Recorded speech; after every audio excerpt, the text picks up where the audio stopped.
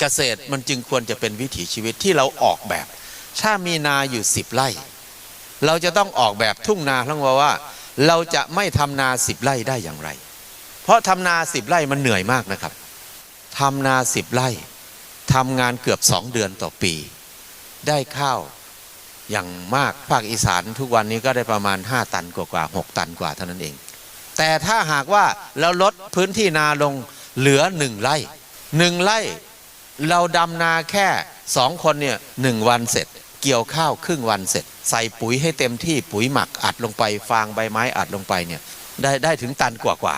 ถ้าทำน้อยๆเนี่ยมันได้เยอะกว่าครับเกษตรถ้าตาโตเมื่อไหร่เหนื่อยทันทีครับการออกแบบจึงเป็นสิ่งที่สำคัญมากอย่างนา10 ไร่ถ้าเราเปลี่ยนเป็นสระสักไร่หนึ่งหรือ2 ไร่การมีสระทำให้เรามีปลามีกุ้งมีหอยแล้วก็ที่สำคัญคือมีน้ำ